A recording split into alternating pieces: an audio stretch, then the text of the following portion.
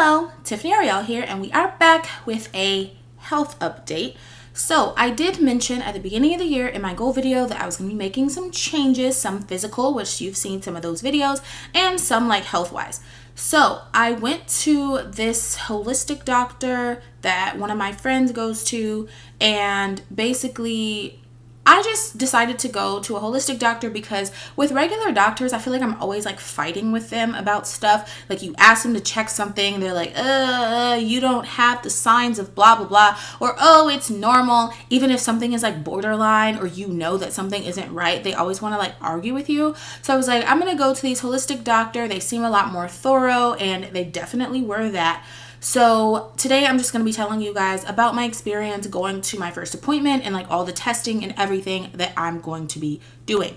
So I go there for the appointment. So prior to the appointment, actually, before we even get to the appointment, they send you this like long document with all the things. So you have to basically talk about any issues that you're having, any symptoms. They ask you about cravings. They ask you about your weight. They ask you about any surgeries. They ask you about your period. They ask you about fatigue in the morning, in the evening, what times of day do you feel tired, do you have energy after you eat, blah, blah, blah. Very long, detailed paperwork. It took me a couple hours to fill this out. So when you go to the appointment, they've already reviewed your paperwork, so they already have a pretty good idea of why you're there. So in my case, I went because I feel like my thyroid is off, like it's normal, but it's kind of borderline. And also I was wondering about some hormonal issues because I do get hormonal acne and, hairs on my face and things like that. And just generally, I've been having a little bit of difficulty losing weight, which could be related to the thyroid, also brittle nails, things like that, which are all kind of related to thyroid. So that's kind of why I went there.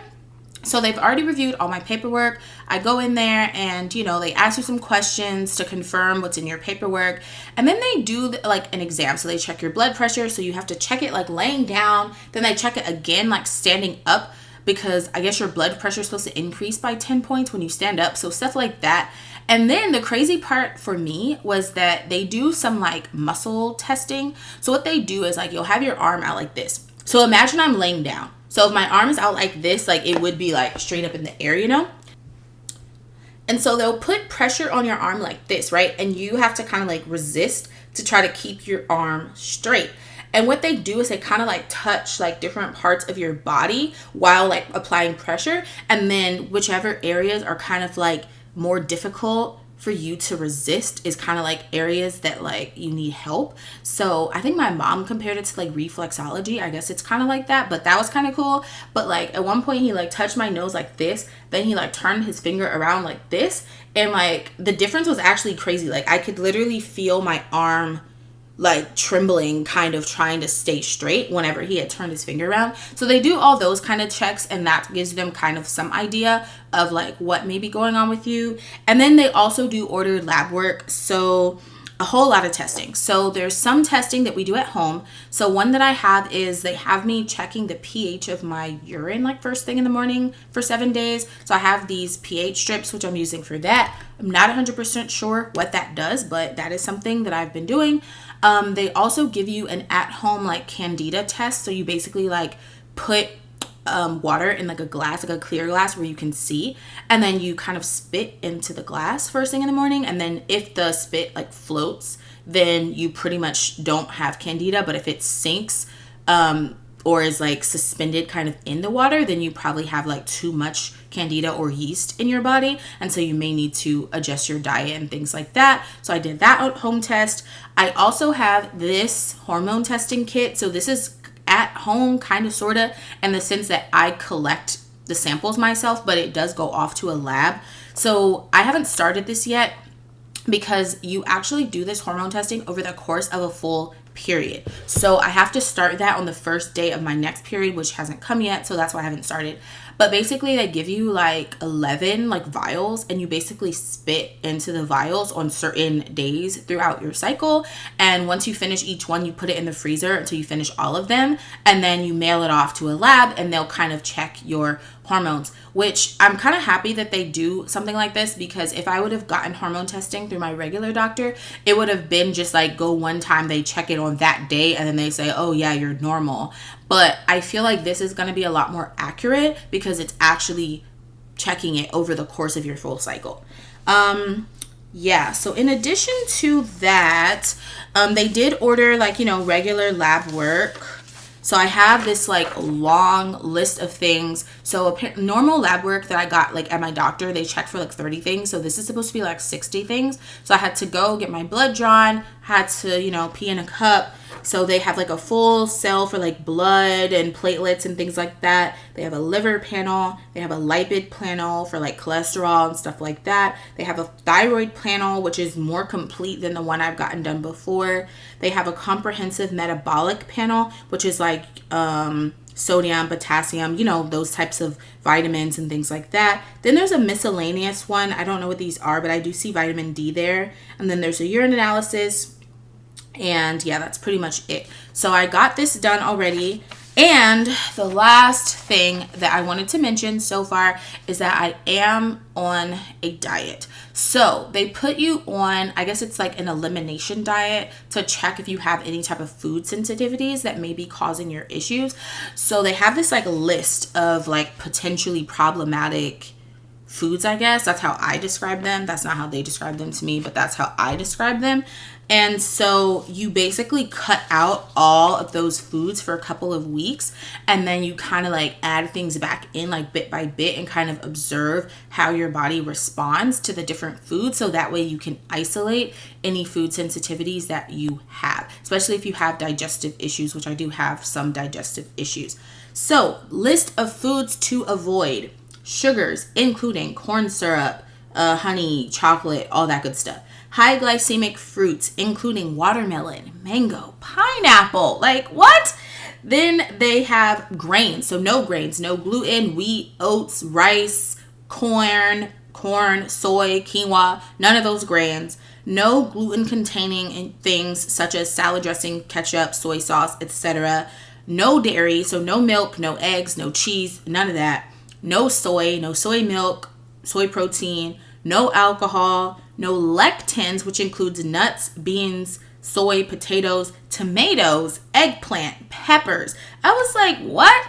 That's honestly the thing that got me. I was like, I can't eat bell peppers. I can't eat beans. I can't eat tomatoes. Like, what am I supposed to eat? And yeah, so no coffee, no processed food, no canned food. So I did talk to the woman there, and she told me that you can actually eat like almond butter or almond milk, but not the actual almonds, because something about it has like ridges or something, and that does something to your digestive system. So I have definitely been eating almond butter and almond yogurt.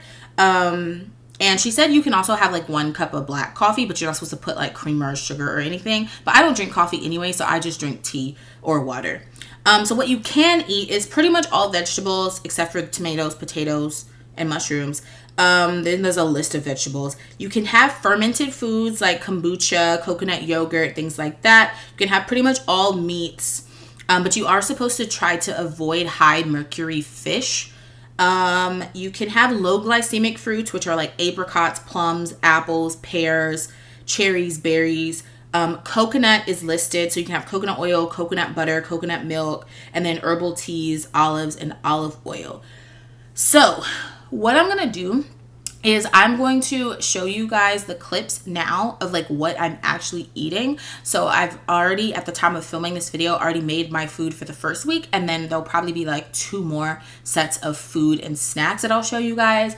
And then what I'm going to do after that is I'm going to kind of come back and talk about my results, kind of what happens at my second appointment, and results in terms of weight loss, because with me like eating super clean, like I really should be losing a significant amount of weight. So we'll see how this goes, and I'll see you guys later. Bye. So this is what I'm going to be eating this week. For lunch, I made this cabbage and sausage. So no grains, no rice or nothing like that in there. And then for dinner, I did salmon with roasted sweet potatoes and green beans. Somehow sweet potatoes are fine, even though regular potatoes are not fine. I'm not sure why, but whatever, I'm not complaining. I did have to cook my green beans with olive oil, which I typically cook them in butter, so the taste is not what I'm used to, but it's cool. And then in case I get hungry in between meals, I did pick up some unsweetened almond milk yogurt that I can just snack on. And then I also got this almond butter, which I can eat with like apples or celery as a snack. And then I got some almond flour crackers. Since I'm not supposed to eat grains, I can't eat regular crackers, which I could also eat these with like fruit or with the almond butter. And then I got these grain-free tortilla chips. So these are made with avocado oil, and like they're made out of cassava flour. So that's pretty much what I'm going to be eating this week. So this is what I'm eating this week. So for the Brussels sprouts are just for like a snack. And then I made these chicken meatballs, which I'm going to eat with sweet potato fries. I'm about to go pick up an air fryer so I can make them in there. And then for my other meal, I'm doing shrimp tacos. So I have shrimp with onions and various seasoning. Got some peaches, got some cilantro, got a sauce that I made out of coconut yogurt. And these are the tortillas that I'm going to use for the shrimp tacos. So these are grain-free. This is the same brand as the chips that I had last time. And then I'm also going to just add some broccoli slaw onto the tacos to have some more vegetables. And outside of the Brussels sprouts, I'm going to be snacking on the same things that I was snacking on before. All right, this is my third set of meals. So on the left side, I have some baked chicken with roasted veggies. I did a quick homemade pesto to go with the chicken and the veggies. And on the right side, I have beef and broccoli with cauliflower rice. So this is the cauliflower that I used. It's Kevin's Natural Foods. I just found this at my local grocery store. But you could also just make cauliflower rice yourself if you wanted to. So that's it for this week. Oh, and I forgot to mention before that if I did use a recipe for any of these items, I will have the recipe in the description box. Some of these things don't have a recipe, so of course there want to be no recipe. Okay, I am showing you guys what I made this week. I forgot to do this when I first cooked, so that's why you can see there's some missing. Also, if you can hear my dryer in the background, please disregard. But this on the left is what I'm eating for lunch. This is like a sweet potato hash, so it has sweet potatoes, apple, I forget which kind of apple I used, kale, ground beef, various seasoning. And these are like egg rolls, but they're not egg rolls. So I use those same like grain-free tortillas that I've showed you guys before, and I made a filling out of ground turkey, coleslaw mix, onion, garlic, ginger, sauce, etc. And I've gone ahead and wrapped these, but each day before I eat them, I just put a few in the air fryer, however many I'm going to eat. And this is just roasted veggies. So this is kale, Brussels sprouts, carrots, and red onion, and avocado oil and various seasoning. So that is what we're eating this week. So I don't think I ever showed you guys all the supplements that I'm taking. This is everything. So the one on the far right, the Zypan, that's actually a like food enzyme. So that's supposed to help you digest your food better. The one next to it, the Ferrofood, is basically an iron supplement because my blood work came back. I am apparently anemic. The one in the tub in the middle is like a kind of like a powder. It's like a detox powder, I guess. The Thyroxis is a thyroid support. And then I have a vitamin D plus K because I was vitamin D deficient. And I have an Adrenal supplement mainly because of their exam, but I think also because of my blood work, there's some help needed there. So these are all of the supplements that I am taking. Okay guys, I'm back with my end of month update. It is now April 3rd, but I weighed myself at the end of March. So basically at the beginning of the month, I started about 219 pounds. As of April 1st, or was it March 31st? One of those days I weighed myself, I was 212.6, which is good. That means I lost like 6 pounds. Now, it would have been more, but I definitely cheated on my diets a few times. And in addition to that, I was not working out at all. Like I did not do any actual workouts. At the beginning of the month, it was mainly because I had just gotten my eyebrows redone. But after that, I didn't have any energy. So the only thing I did was kind of go on walks. But when I say I was going on walks, I wasn't even like power walking. I was very much just leisurely walking around the block. So if I had worked out, that would have been even better. So let's look into April. So hopefully in April, well, I'm not going to say hopefully. In April, we are going to cheat less and work out more. That is what we're about to do. I'm also in the process of doing my hormone testing, so that'll be useful. And I don't really have anything else to report as of now. So I'm planning to do this as like a monthly series. So each month there will be kind of an update on my health journey. So I'll kind of update you guys if they start adding back in foods that I am allowed to eat, and then also just kind of my weight loss progress and, you know, things like that. So with that, I'm going to end the video, and don't forget to like, subscribe, and share with all your friends, and I'll see you guys next time. Bye.